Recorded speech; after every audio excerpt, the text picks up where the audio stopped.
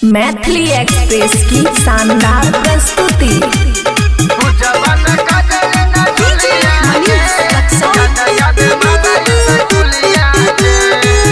Khushi recording studio Baluaha.